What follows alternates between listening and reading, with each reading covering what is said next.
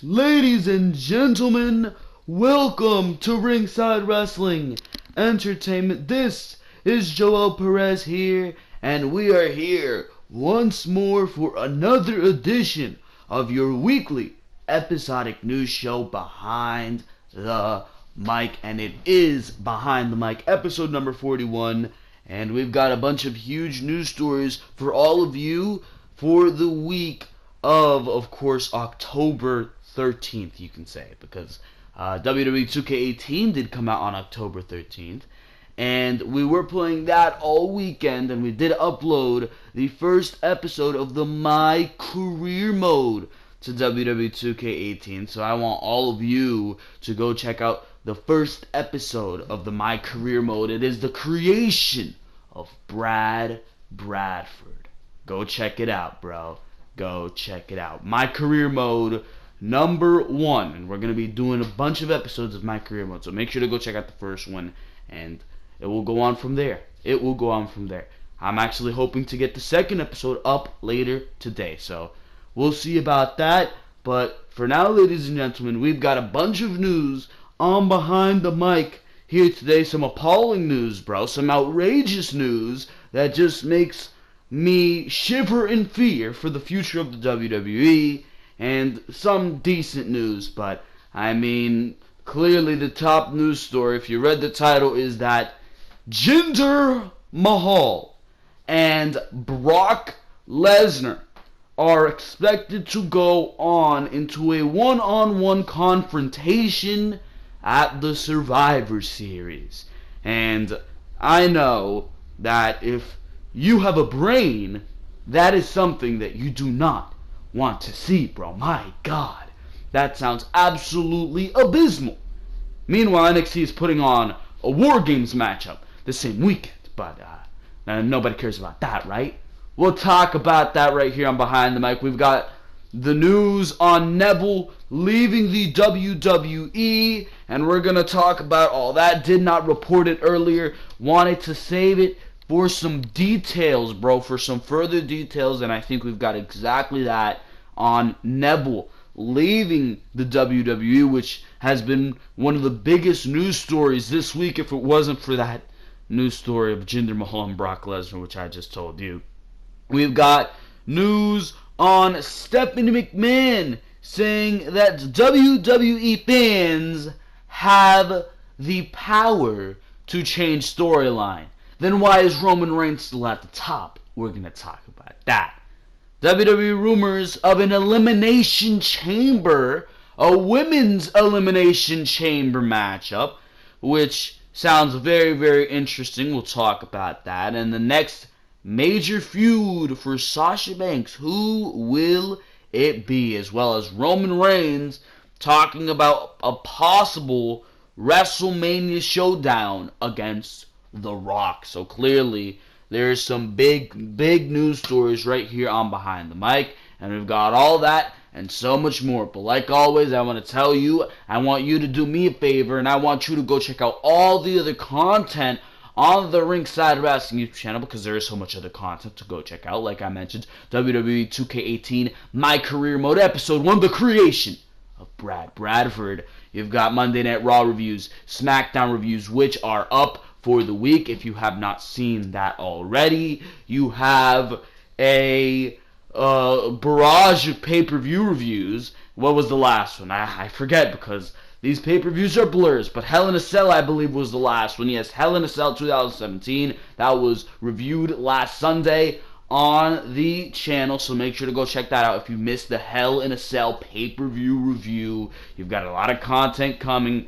WWE 2K18 content is in full force. I'm looking to see when I'm going to release the Universe mode. I already have my first Raw set up, so that is very, very interesting right there as well. If you have not subscribed to the Ringside Wrestling YouTube channel, I want you to do yourself a favor, because if you have not subscribed yet, I do not know what the hell you are waiting for. Make sure to subscribe to the Ringside Wrestling YouTube channel. Make sure to like this video if you enjoy what you're hearing here, and of course, make sure to comment what you think of all these news stories. And I want you to do me another favor, and that is to stay tuned, because for now, we're going straight into the news stories.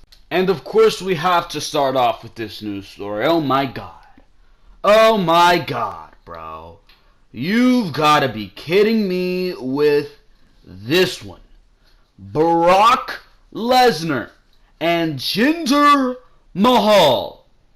Jinder Mahal to lock horns at the 2017 Survivor Series. Dave Meltzer reported in today's Daily Update that current plans for the WWE call for Raw's World Champion to face SmackDown's World Champion in a non-title match at the 2017 Survivor Series, which of course will be a dual-branded pay-per-view event. The match would be Brock Lesnar versus Jinder Mahal, with neither the Universal nor WWE Championship on the line. What the rest of the card for Survivor Series looks like should be finalized in the next few weeks, as both brands will begin building towards the show. Lesnar headlined last year's Survivor Series as well. There, he lost to Goldberg in just over a minute, with their feud continuing all the way to WrestleMania, where Lesnar defeated Goldberg for the WWE Universal title, which he currently holds. The rest of the Survivor Series card last year was built around Raw vs. Smackdown matches. As noted earlier today, it appears that Mahal may still be champion when WWE tours India in December, as he is scheduled to defend his title against Kevin Owens at those two shows on December 8th and December 9th.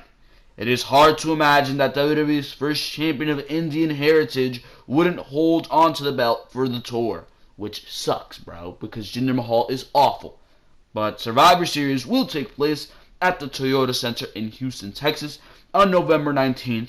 The arena will also play host to NXT TakeOver War Games the night before that, and both Raw and SmackDown in the days after the pay-per-view. So, look at that, bro. Look at that. I mentioned this. NXT the night before is hosting War Games. What is the main roster going to do to try to make their show better than NXT, which is supposed to be the minor league, right? It's supposed to be the minor league. Well, it ain't looking like the minor league to me. A matchup where Jinder Mahal is going against Brock Lesnar. That's the minor league to me, bro. You gotta be kidding me. Jinder Mahal is coming off back-to-back successful pay-per-view title defenses against Shinsuke Nakamura. And how does that make Shinsuke Nakamura look, bro? But he's coming off of successful title defenses against Shinsuke Nakamura, but has been a bit of an underwhelming SmackDown title bearer. Oh, you think a bit underwhelming, bro? My God, this man is a failure. A failure, raha. But Brock Lesnar, meanwhile, is looking for fresh challenges after vanquishing the supposedly unstoppable Braun Strowman. How does that make Braun Strowman look? Brock Lesnar is going from Braun Strowman to Jinder Mahal? Is this a joke? Is this a joke? Braun Strowman at the No Mercy pay-per-view. He beat Braun Strowman at the No Mercy pay-per-view. This is a huge potential match with a world champion from each brand facing off at one of the year's Big Four pay-per-view events. It will be interesting to see how the story is booked over the next month in order to get these two from opposing brands in a spot where they would want to wrestle each other. There's no reason to believe Brock Lesnar won't hold the WWE Universal Championship for the long term. Had WWE wanted to make a switch, one would have thought Braun Strowman would have been the guy to win the title at No Mercy. Instead, WWE seems intent on Roman Reigns slowly picking up momentum until WrestleMania and ultimately taking on Lesnar once again at the big show for the championship. A Mahal versus Lesnar match is interesting from an in-ring perspective because of the fact that it's just as easy to imagine it being a letdown as it is to imagine it turning out to be a classic. In what world is this matchup going to be a classic? You've got to be kidding me, bro. Whoever wrote this article is on something, bro. And they really need to step off it. Holy, WWE gave the writer of this article a little bit of that WWE cock, bro. You're joking. While Mahal has improved greatly as a performer over the last year, he sucks in the ring. What is this article talking about? Bro. He was never a world beater in the ring. On the other side, Lesnar is a world-class wrestler but has arguably been weakened by the Suplex City gimmick. Finally, something that makes sense in this article, which has backed him into wrestling fairly bland, predictable matches consisting of only a few routine moves. The outcome of the match should also prove interesting, as it might give us a clue where WWE sees each brand in the general hierarchy of things. It's typically assumed that Raw is still the number one brand in the eyes of WWE, though a victory by Mahal over Lesnar would go miles towards changing that perspective. If you were to even conceive Jinder Mahal beating Brock Lesnar, you, WWE, are a failure already, bro. This company is going out of business. If you're telling me that you are going to have Jinder Mahal beat Brock Lesnar, now it's not going to happen. It's not going to happen. I don't think WWE is that stupid. They're dumb. Don't get me wrong. They're dumb, but they're not that dumb. Brock Lesnar is going to be protected, and how much better can Brock Lesnar be protected than getting a win over the WWE Champion? Now, that WWE Champion is Jinder Mahal, and this is a match that nobody wants to see, bro. Is it April? Is it April? Is it April Fool's, bro? I don't think it's April 1st. Not yet, WWE. Stop playing with the fucking games. Holy, I'd rather see Finn Balor versus Brock Lesnar for the Universal Championship. My God. Because this sounds absolutely dreadful. Jinder Mahal is awful as WWE Champion, and he should have lost it at SummerSlam. Now you're telling me this man is going to go through till probably next year with this WWE Championship facing Brock Lesnar? Who wants to see that? Who would possibly want to see that, bro? Nobody. I don't even find that believable. Jinder Mahal is the most chicken shit champion that there could ever be. Guys using the fucking Singh brothers at each and every turn. Now I'm supposed to believe that he can go toe to toe with Brock Lesnar? Are you joking? Because that's what this match sounds like. Quite honestly, it sounds like a joke. It is a joke. Makes no goddamn sense to me why WWE would even conceive this. And now this is apparently going to be the main event of Survivor Series. Imagine 1 year ago, I told you that Brock Lesnar versus Jinder Mahal was going to be the main event of Survivor Series. I would have thrown you out a window, powerbombed you through a table, bro. But here we are, 2017, Jinder Mahal, one of the worst WWE title reigns we've ever seen, and this man is going to be facing Brock Lesnar in the main event of Survivor Series, because I have no doubt that this is the direction WWE is going. Instead of having Shinsuke Nakamura be your WWE Champion, and we can see a dream match between Lesnar and Nakamura at Survivor Series. How about that? But no. We get this bullshit scenario because WWE wants to make business in India, where they're fucking making nothing since they've went on this expedition towards conquering India and getting these numbers from India to their WWE Network subscriptions. WWE Network subscriptions in India have actually gone down. Jinder Mahal is a failure of an experiment, bro. And to be quite honest, Brock Lesnar has been an awful Universal Champion. I'm done. This man has had matches, dream matches that we've wanted to see with Samoa Joe and Braun Strowman this year. And they have both been disappointments. They've been disappointments. They have. And there's no denying that. And it's all because you want to get Brock Lesnar looking strong so in the end Roman Reigns can conquer him? Nobody wants to see that. Then I'm hearing reports that Stephanie McMahon is saying that it's all up to the WWE fans. They can change storylines. Well, bro, You better get behind this one. Change the fuck out of this storyline, bro, because nobody, and I mean nobody, wants to see Brock Lesnar versus Jinder Mahal main event Survivor Series. NXT TakeOver War Games or NXT TakeOver Houston or whatever you want to call it is going to make this show look like a piece of dog shit. You know what? It's not even going to be NXT making this show look like a piece of dog shit. This show is going to make this show looks like a piece of dog shit, because that's how awful WWE booking is. And if Jinder Mahal versus Brock Lesnar is the main event of Survivor Series, I think, as a matter of fact, I know that I'm going to be turning off my television as soon as main event time comes around. Bullshit. Let's move on here. We've got this news story on Neville, and this is a very unfortunate news story because clearly Neville is a fantastic WWE talent, and it's so unfortunate that he is in the situation where he's so pissed off with the WWE that he wants to leave. And we're talking about it right here on Behind the Mic on Ringside Wrestling here today. I left it for this point of the week. This was out much earlier in the week, but I left it because I wanted all the details to be released, and I do think I have the latest details on this very, very unfortunate news story regarding Neville, because there's a huge update on Neville asking for his release. Will WWE grant his request?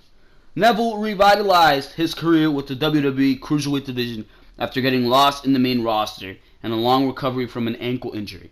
He became a two-time WWE Cruiserweight champion and one of the most dominating superstars in the division's history. However, a shocking rumor about Neville came out on Tuesday. According to Ryan Satin of Pro Wrestling Sheet, Neville walked out of Monday Night Raw and he has asked the WWE for his release. It is noticeable that Neville was absent on Raw when Kalisto defeated Enzo Amore in a lumberjack match to win the WWE Cruiserweight Championship. The self-proclaimed king of the Cruiserweights was also a no-show on 205 Live. Satin noted that Neville was scheduled to face Enzo Amore in the main event of Monday Night Raw, but he walked out after finding out that he is going to lose. The WWE changed their plans after that, and Kalisto was given the spot. Kalisto made the most of his chances, and he was crowned the new WWE Cruiserweight Champion. On the other hand, Mike Johnson of PW Insider reports that the WWE changed their plans from Neville to Kalisto because they put themselves in the corner with the no-touch clause. In Enzo Amore's contract, Johnson added that another potential reason for the little change is because Monday was the late Eddie Guerrero's birthday, and Kalisto dedicated his victory to him. Meanwhile, Ryan Satin also reported that Neville asking for his release is not yet confirmed. However, some of his sources close to the situation say that the incident is true and the man that gravity forgot wants out of the WWE. Dave Meltzer on the Wrestling Observer seems to have confirmed that Neville indeed walked out before Raw last Monday, but he added that the WWE is currently denying the rumors and they might not be interested in letting a talented superstar like Neville go.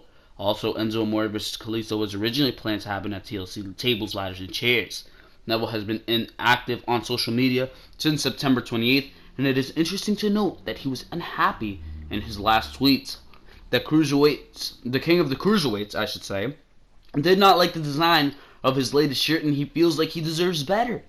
He said, "This atrocity," and atrocity is in caps, "is not on the Neville level," and Neville level is in caps. "The king," that's in caps, "deserves better at WWE Shop." And it really is a hideous shirt, bro. It's literally Neville in an arced position, forming like a circle, and then King of the Cruiserweights below that, in the most basic font I've ever seen, and then a line. It's a black shirt with the words being gray. Absolutely disgusting shirt. This man is the king of the Cruiserweights. You're telling me you can't put a nice throne, maybe Neville sitting upon that throne with his Cruiserweight Championship, and maybe a crown, right? And all the other Cruiserweights just in his apparel, right? But no. You need to have this basic ass t-shirt design. I would be mad at that too. But it should be noted that these are just rumors at the moment. Neville is still listed as a WWE superstar, and it would be a big mistake letting him go, especially with the Young Bucks ready to recruit him in the Bullet Club. I like that jab by the article. However, the WWE usually grants most of these release requests they receive, so it's interesting to see if Neville will remain with the company. Now, Neville, this would be a huge mistake to even conceive letting Neville go, bro. Neville is absolutely fantastic. He's carried your Cruiserweight division all year, and with this heel turn, Neville has proved his worth. Neville has proved his worth. He was great in the ring. He was always great in the ring.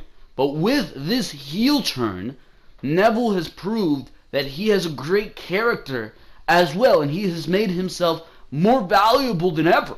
And you're casting this man away when he clearly has a ceiling above the Cruiserweight division. Man, I don't even think this guy has a ceiling. This man is so great. Neville is fantastic. He can be your world champion one day if you booked him correctly. If you wanted to really put him in that position, Neville could be a world champion on Monday Night Raw, on Smackdown Live. But you're casting him away to the Cruiserweight division, which is a huge miscast, bro. This man is so much more talented. And matter of fact, it shouldn't even be a demotion to be moved to the Cruiserweight division. I was just watching Kota Ibushi versus Cedric Alexander. That match was absolutely fantastic. Everybody in this Cruiserweight division is fantastic. The matches Jack Gallagher, Tony Nese, Cedric Alexander had in that Cruiserweight Classic were absolutely phenomenal. Brian Kendrick, in other words, CJ Perkins, who won the damn thing, and we don't even see him on television. These men put on absolutely fantastic performances, and they're being cast away with shitty storylines on Monday Night Raw. For what? With the shitty-ass show after SmackDown Live where nobody gives a shit on 205 Live. For what? Neville has every right to want to leave. Now, I would approach this differently. I don't know if he asked WWE to move him from the Cruiserweight division, and they said no. At that point, I'd be like, I'm out of here, because I'm not going to be cast away to the Cruiserweight division forever. But if he just leaves without even asking to be removed from the Cruiserweight division, I don't know what the point in that would be. Because clearly, there's a place for Neville to be in the mid-card to upper mid-card to main event scene of Monday Night Raw. There really is. There really, really is somewhere for Neville to be. And it is such a shame that they keep losing talent, Austin Aries being the first one, to the shitty booking of their Cruiserweight division. Nobody wants to be a part of that. Nobody wants to be a part of a failure, and this is exactly what Neville has been. This man has been absolutely fantastic this entire year before Braun Strowman birthed himself and he started doing all this crazy shit with the ambulances and shit each and every single week. Neville was the best part of Monday Night Raw. He was right up there with Braun Strowman and being a breakout star of 2017, and you are casting him away to a Cruiserweight division where he just simply does not belong anymore. It is wrong. It is wrong to have Neville in this role because WWE has created an absolutely pathetic Cruiserweight division. Nobody wants to be in that goddamn Cruiserweight division. It is clear. It is clear that that Cruiserweight division is made of garbage, bro. It really is. It really, really is. And to say that Neville is complacent in that position would be downright wrong. He's not. Who would be happy in that position? Not Neville. Not somebody with the talent of a Neville. Matter of fact, somebody with the talent of that entire Cruiserweight division. I mean, everybody in that Cruiserweight division, besides Enzo Amore, possesses some type of talent. And the fact that this Cruiserweight division is being mistreated, I mean, Cedric Alexander, Tony Nese, Jack Gallagher, the matches these guys had in that Cruiserweight Classic, you saw what these guys were capable of, and look at how they're being treated on Monday Night Raw. That's demoralizing. It is, and that has to be noticed, bro. It really, really does. And Neville is taking that, and he's saying, you know what? I'm done. I'm done. I've carried this Cruiserweight division for too long. I've been in the same position for too long, and now I'm being disrespected. Now I'm being disrespected. Now I'm being forced to put over Enzo Amore, who's worth not even half a shit. So you know what? I'm gone. I'm gone. And I agree with that decision. I agree with that decision. Do I like that Neville's leaving the WWE? No, that is a huge loss for the WWE. It's a huge mistake that you're even allowing Neville to leave. And that's why WWE is probably trying to hold this back as much as possible. But I mean, Neville's going to find his way in or out somehow. Because when you're unhappy, you're gone. That's it. It's over. You don't want anything to do with that company anymore.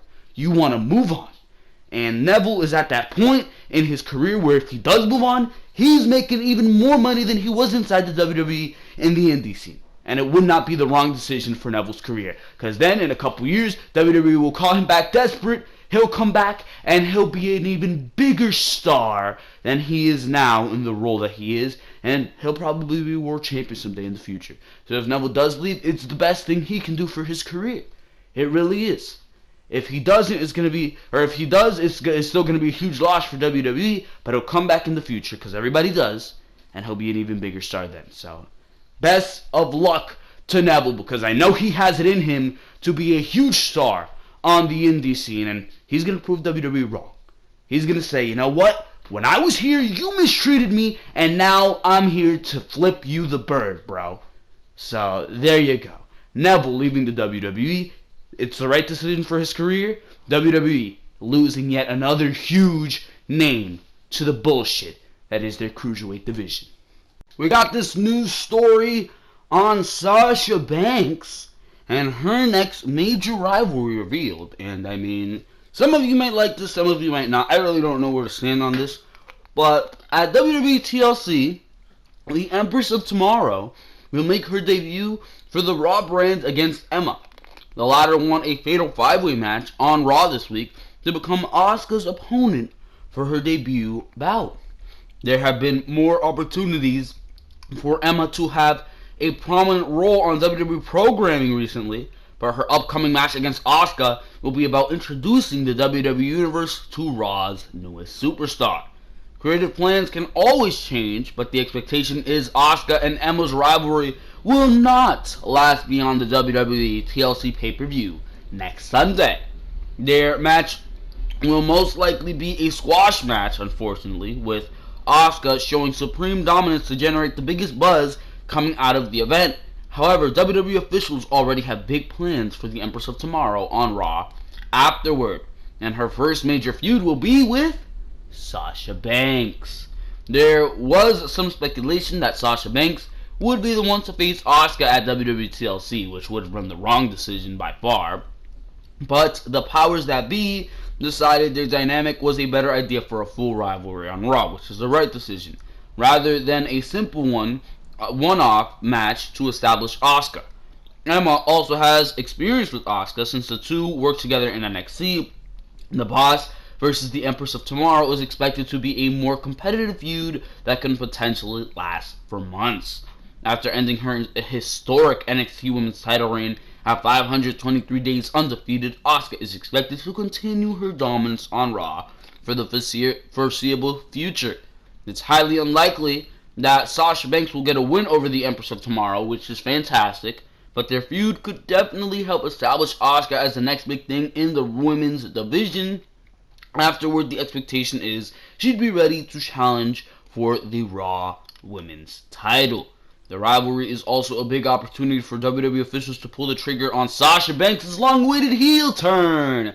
Before WrestleMania season, fans were under the impression that she would make the turn to start a new rivalry with Bayley, but the Boss standing toe-to-toe with Asuka for the rest of the year, and the heel turn will give Sasha Banks a ton of momentum heading into the first Women's Royal Rumble match next year. After WWE TLC, Asuka will begin feuding with the Boss, and it should be a feud that benefits both women in a big, big way. So, I mean, this is interesting, very, very interesting, if you ask me. Asuka and Sasha Banks. Now, clearly, Asuka's making it past Emma, there's no doubt about that. But this can be a fantastic feud that does trigger a heel turn for Sasha Banks. Have Sasha Banks be less and less dominant each time her and Asuka face off. So have the first match be uber competitive. Sasha Banks wants a rematch. This time, Asuka beats Sasha Banks a lot quicker. Sasha Banks wants another rematch. This time, Asuka beats her in lightning quick speed. Sasha Banks becomes more and more frustrated. Bayley tries to console her in the back. She pushes Bayley to the side. Next time Sasha Banks has a matchup against whoever it may be, let's say Sasha Banks versus Mickie James, Sasha Banks absolutely uses heel tactics to win the matchup. Next week on Raw, Bayley goes to Sasha and she's like, "You're acting different, Sasha."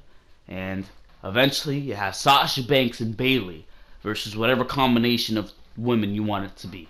Emma and Dana Brooke, let's say, bro, right? Sasha Banks and Bayley versus Emma and Dana Brooke. Bayley is being completely beaten down by Emma and Dana Brooke. Bayley about to make the tag to Sasha. Sasha hops off the apron. She gets dominated by Emma and Dana Brooke. Bayley gets pinned 1, 2, 3 in the middle of the ring. Sasha Banks goes in the ring, looks at Bayley, a fallen Bayley. Bayley looks up at Sasha, right? And she's looking at Sasha, saying, "Why? Why would you do this to me, Sasha?" Sasha picks her up, starts mud stomping her. Bank statement. Bayley trying to struggle out, can't, tapping out. And Sasha Banks declares herself a heel. Takes a steel chair. Let's get a little bit more extreme with this. Takes a steel chair. Starts beating the crap out of Bayley, bro. And at this point, Sasha Banks has officially turned heel. Who is your women's champion? Who is your women's champion? Alexa Bliss is still your women's champion, right? You have all these side storylines going on in the women's division. Sasha Banks turning heel, her feud with Bayley, Asuka, her dominance, and then Alexa Bliss and her title reign. So at this point, you have Asuka runs through Nia Jax, right? She's run through Mickie James. She's clearly beaten Sasha Banks multiple times, beat Emma in her debut. Royal Rumble time comes. It is Alexa Bliss versus Asuka. And if you want to have your women's Royal Rumble, whatever. Have yourself a field day with that one. I'm not against it. I know a lot of people are against a women's Royal Rumble. They don't think it needs to happen. They think it will devalue the men's Royal Rumble. I think it should happen. Give the women more things to fight for. I mean, I'm not against it. I'm not against it. It's not the best idea, but I'm not against it, bro. So, women's Royal Rumble. 20 women Royal Rumble. No need for it to be 30. 20 women Royal Rumble. You can bring some girls up from NXT to participate in the Royal Rumble. Women from both Raw and Smackdown. And what happens, bro? Sasha Banks wins the Royal Rumble, eliminates Bayley. So you have this storyline being Sasha Banks against Asuka at WrestleMania. There you go. That is your main event at WrestleMania. Sasha Banks versus Asuka. So you got Sasha Banks versus Asuka. That results in something at WrestleMania, but where Bayley comes in, screws over Sasha, some shit like that. And then you have Bayley and Sasha feud for the rest of the year. There you go. And Asuka can remain dominant as women's champion. Ember Moon comes up to Raw. And there you got two side storylines in your women's division. Absolutely beautiful. Absolutely beautiful. So that's just a rough draft of how I would book that. Let those ideas develop in my head. Next week I'll come back to you to Behind the Mic. Or when this feud actually gets underway, I'll come back to you for a Raw review. And I'll have all these ideas organized in my head. And I'll spout some great ideas at you, bro. But that's just a rough draft of how I would book all of this. Put all these scenarios into place. Maybe even have something where Bayley and Sasha, a superstar shakeup where Bayley and Sasha are drafted over to Smackdown. So, actually, that's what I would do. You see, I'm thinking out loud right now. Have a superstar shakeup. Asuka beats Sasha. Sasha does the heel turn on Raw, right? Bayley and Sasha are shaken up to SmackDown Live. And you got Charlotte, because she's trash on SmackDown. Charlotte comes back over to Raw. It is Charlotte and Asuka for the Raw main event, Raw Women's Championship, going into WrestleMania, right? You can have Charlotte win that Royal Rumble or whatever the hell you want to do with that. And then you have, going into WrestleMania 34, Sasha and Bayley on the SmackDown side. Because by that point, they've conquered the SmackDown Women's Division, no doubt about it. So that's how I would do that. I would do that like that. Move Sasha and Bayley over to SmackDown, because with Asuka on a brand, that's just taking up way too much space. Asuka's way too dominant, and you gotta let her declare her dominance. So that's how I would do that. I would have this Asuka-Sasha feud, turn Sasha heel, and that makes big storylines for the rest of the women's division when you take Sasha and Bayley and you put them on SmackDown. Because if Sasha's turning heel, Bayley needs to be part of that. And hopefully, I'm trusting that WWE builds Bayley up correctly. But Asuka's going to be fantastic on Monday Night Raw. Whoever she's feuding with is going to be great. And I cannot wait to see Sasha and Asuka go at it. Like I said, first match be super competitive. Next match, Asuka beats Sasha quicker. Next match, beats her in lightning quick speed, does Asuka. That's how I would do it. For now, ladies and gentlemen, let's move on here to the next news story. And we move on here to this ridiculous news story that's talking about Stephanie McMahon, and she is saying that we got... I can't even process this because it's just the dumbest thing I've ever heard. I'm sorry, guys. I'm sorry, but Stephanie McMahon says WWE fans have the ability to change the direction of storylines. Oh, Stephanie. Stephanie McMahon spoke at the Fortune Most Powerful Women's Summit in the nation's capital yesterday, and she revealed details about just how much the WWE Universe has the ability to decide which direction WWE storylines will go. Stephanie, who is the chief brand officer for the WWE, described how audience feedback can cause the company to adjust its plan. She said that plans for WrestleMania are set a year in advance, and then they can be changed based on how the WWE Universe reacts to the storylines. Our audience tells us what they love, what they don't like, and worse, what they don't care about. And you have to be listening, and in WWE, yes, we do. We pivot on the fly. It's an advantage that we're live. We do set our storylines out a year in advance. No, you fucking don't. WrestleMania being our Super Bowl, and then we program backwards. But things happen. The audience might not be invested in a character that we think they will be invested in for whatever reason. There could be an injury that happens because we really are an incredible athletic event as well. Anything can happen, so that ability to pivot and twist is really important. McMahon described the WWE's developmental program, NXT, as an example for how the effect the audience can have on programming. According to Stephanie, the NXT universe is the most passionate fan base in all of WWE, which is true, and their reactions go a long way in helping determine which superstars are ready for a call up to the main roster. Now, NXT is a completely different story. If you're talking NXT, Stephanie, yeah, Triple H, whoever's booking NXT down there, they listen to the fans. You got Roman Reigns at the top on Monday Night Raw. You're not listening to the fans right there. Vince McMahon does not listen to the fans. When you think about NXT, for example, our audience is actually determining who makes it to the next level, who goes to that main roster, and they know it. They know that they are a part of that person's success, so they are that much more invested in it. And again, I just really think that engagement is really important. Another prime example of what Stephanie is talking about revolves around what happened in the build-up to WrestleMania 30.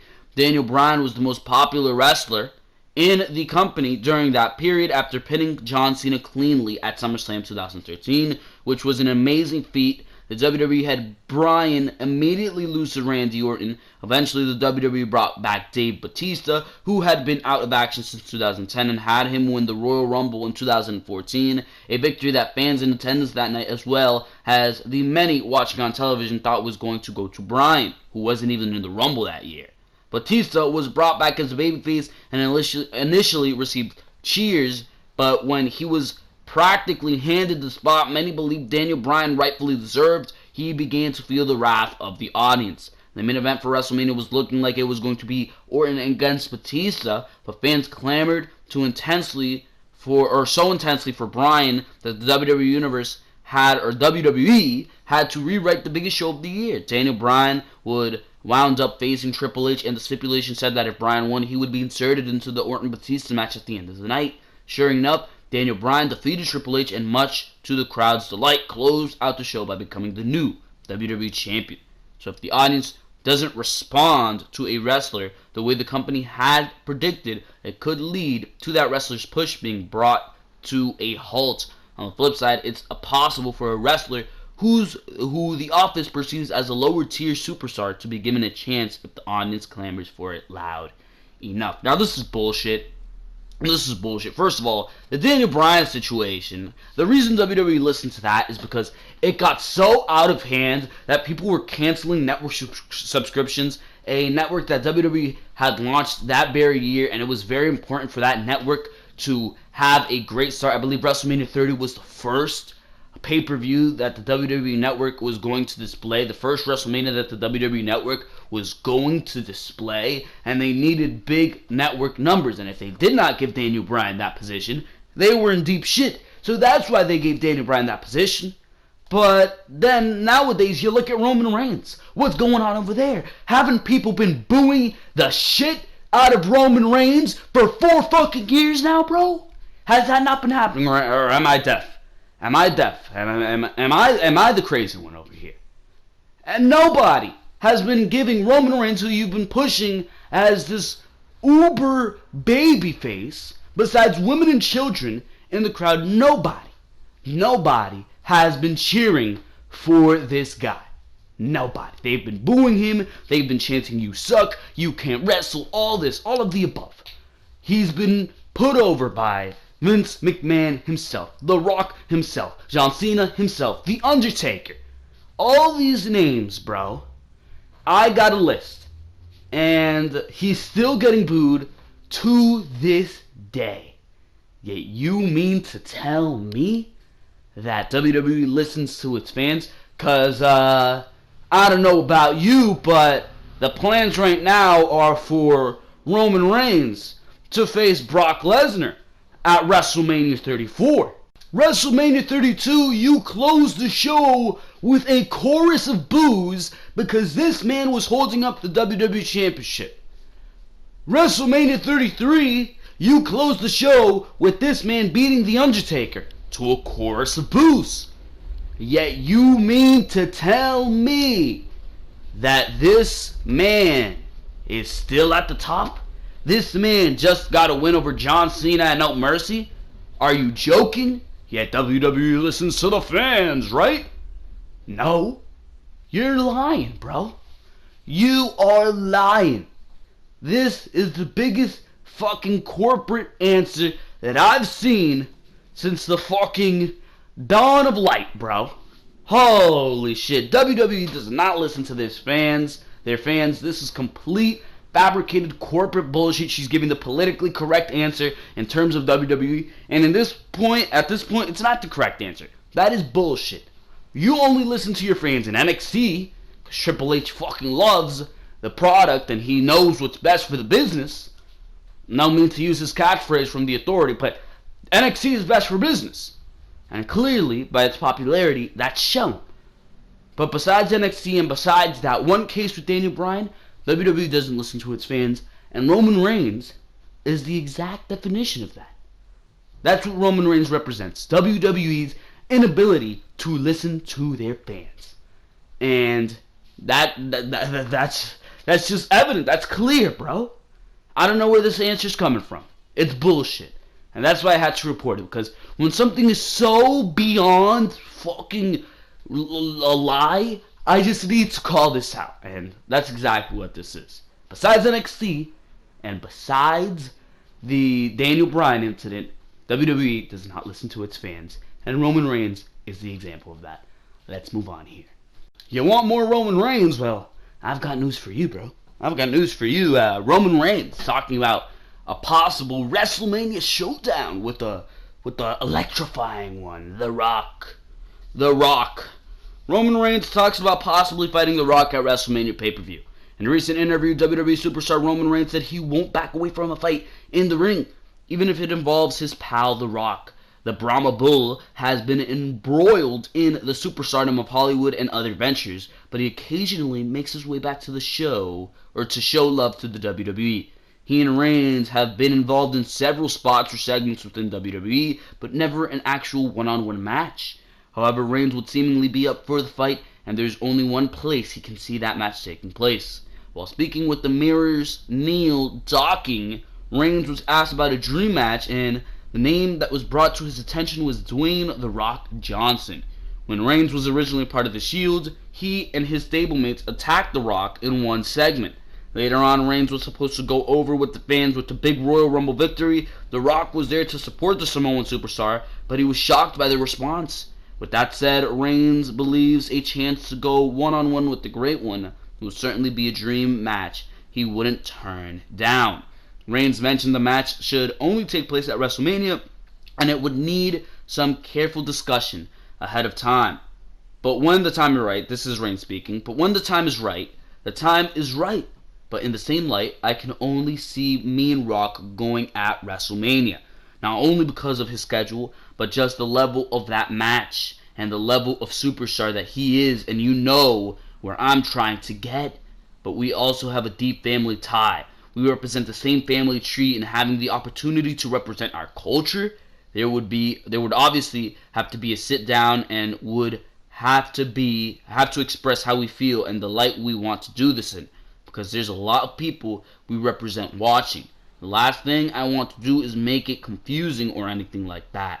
As mentioned, Rock has been off in Hollywood making box office blockbusters and flops, but he sometimes comes back to his old stomping grounds. He's been prominent at a slew of WrestleMania pay-per-views over the past decade. Not all of his appearances have been full matches, as he's also done a segment to help Ronda Rousey get into the ring and toss the Authority around. His last match, so to speak, came against former Wyatt family member Eric Rowan, but it was only a 6-second bout. He fought John Cena at back-to-back WrestleMania pay-per-views with the 1-1 record in those two matches. The key issue with Rock making a return to WWE for any sort of meaningful match right now seems to be injury concerns as they relate to making movies. When it comes down to it, it seems the money for making movies and having future opportunities in action movies far outweighs taking on Roman Reigns in the ring. There's also the fact that Roman Reigns seems booked at least for the next WrestleMania pay-per-views for months. The rumors have been suggesting that Roman Reigns is going to take on the Beast Brock Lesnar. However, WWE might not shy away from the possibility of bringing The Rock in once again to tease the notion of a match in the future. The WWE recently simulated the match on WWE 2K17 as a way to sell copies of the game and probably tease the dream match a bit, so the possibility is still there. Reigns has conquered just about every major star in his path, with The Undertaker and John Cena the latest superstars he's overcome. One has to wonder if adding The Rock to this list of wins would do much to help him gain the respect and fan support Vince McMahon so desperately wants him to have. This match is undoubtedly going to happen in the future. No doubt about it. If there's a match WWE wants The Rock to come back to, it is Roman Reigns. It is Roman Reigns, but just like we've seen before, John Cena, The Undertaker, The Rock at the Royal Rumble raising Roman Reigns' hand and still boos, Triple H, Bray Wyatt, AJ Styles, a whole faction of the League of Nations, this guy, the next guy, his mother, his father, his grandfather, were not able to get Roman Reigns over. Everybody in the WWE and their mother has tried to get Roman Reigns over, and it has still been a failure. And what do you think is going to happen when The Rock steps in the ring with Roman Reigns? You think Rock was a babyface during the Attitude Era? You think Rock was getting reactions during the Attitude Era, bro? You haven't seen nothing yet. Rock is about to be a demigod, just like he was voice acting for in Moana, bro. Because Roman Reigns is fucking awful. And he is the biggest heel per reaction that WWE has ever had, bro. He is the biggest heel per reaction that WWE has ever fucking had. And anybody who is the opponent of Roman Reigns is getting cheered to the stratosphere, bro. John Cena faced it. He was getting cheered to the stratosphere. Usually John Cena's getting 50-50 reactions. This time it was 100%, bro. First time John Cena has ever gotten 100% cheers against Roman Reigns. Against Roman Reigns. This man will not be over. The only way to get this guy over is to have him turn heel. Have him turn heel. Let people gain his respect, because Roman Reigns is a natural heel. Let everybody who hates Roman Reigns get respect for Roman Reigns. They will respect Reigns when they see his heel work, and in the future, in 1, 2, maybe even 3 years, turn this guy babyface. And then, maybe Roman Reigns will be at a level where we respect the guy, and he can have a respectable face run. But don't think that because you turn this guy heel, that in 2 or 3 years, he's going to be your top star. It's just not going to happen. It's just not going to happen. This man will never be your top star. Roman Reigns is not a top star. He's not at the level of a Rock. He's not at the level of a Cena. He's not at the level of a Hogan, of an Austin. He's not there. He's not there, and he will never be there. And his feud with John Cena proved that. And if you want to prove it further, have him feud with The Rock. You'll see. You will see, bro. Roman Reigns is not a top star. And these 4 years of experiments, about to be five with Roman Reigns, the lab experiments, just trying to get this guy over, whoever you can, throw them to the curb, throw everybody on your roster to the storm, bro. Throw them into the storm. It doesn't matter if none of them come out, as long as Roman Reigns comes out, this beautiful shiny cure, bro. This cure to all your problems. But he's not a cure. He's a virus. He is a virus, bro. And this virus, if you continue to play around with it, is about to fucking take your entire population and turn it into shit. Roman Reigns is a failed experiment.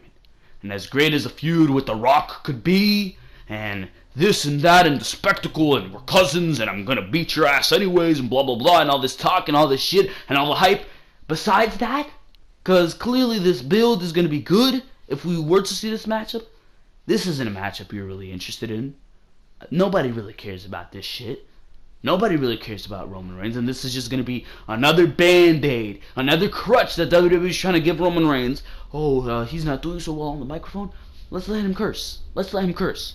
Oh, he's not doing so well. People are booing him when he won the Royal Rumble. So then The Rock got there. Let him raise his hand. All these crutches, bro. All these crutches. And it still hasn't worked. In the end, it's going to be a failure. It is going to be a failure, and it feels like I have to discuss this week after week after week, because it is true. Roman Reigns is a failure, and that needs to be accepted by the WWE. We move on to the final segments of the show here on Behind the Mic, episode number 41. We are going to cut the Elimination Chamber story, probably for an extra video, or a long Wednesday around there, because that seems to be a big story. So we're going to see if we can cover that some other time, just due to time restrictions over here. So, I mean, we're going to have to do that some other time, because that is a big story. Women's Elimination Chamber. We're going to talk about that very, very soon on Behind the Mic. But, I mean, it has been a lot of fun discussing all this news, a lot of negatives. Neville leaving. You got Jinder Mahal versus Brock Lesnar. Roman Reigns versus The Rock. Why? Why is that even necessary? But clearly, WWE has a lot of plans going forward. And, I mean, you can't change their minds, because clearly what the fans think has no fucking value in their eyes. Stephanie. But for now, ladies and gentlemen, this has been Behind the Mic, episode number 41. I hope you enjoyed each and every single thing that you heard in this video. Like I said at the beginning of the video, make sure to go check out all the other content on the Ringside Wrestling YouTube channel, because there is so much other content to go check out. Raw reviews, Smackdown reviews, pay-per-view reviews, NXT TakeOver special reviews, Mae Young Classic coverage a couple weeks back. If WWE puts on any other tournaments, you're going to see coverage of that right here on the Ringside Wrestling YouTube channel as well. End of the year is approaching. We do top 10s at the end of the year. We're going to be doing top 10 breakout stars of the year, top 10 best gimmicks of the year, top 10 matches of the year, which is going to be a list I'm going to have a lot of fun compiling. We got all that coming up. WWE 2K18 content running wild on the Ringside Wrestling YouTube channel. We got My Career Mode, Universe Mode coming, probably another My Career video coming later today. All that fantastic content right here on Ringside Wrestling YouTube channel. So make sure to subscribe to the Ringside Wrestling YouTube channel. If you haven't subscribed yet, I really do not know what you are waiting for, because this is the place to be for all your WWE content. So make sure to subscribe, make sure to click on the notification bell so you know exactly when I upload. Make sure to click that like button, make sure to comment what you thought about this video and what you thought about all of these news stories, because for now, this has been Joel Perez of the Ringside Wrestling YouTube channel, and I am out of here. Thank you very, very much for watching this video. I'll either see you later today for My Career, or I will see you tomorrow for your Monday Night Raw review.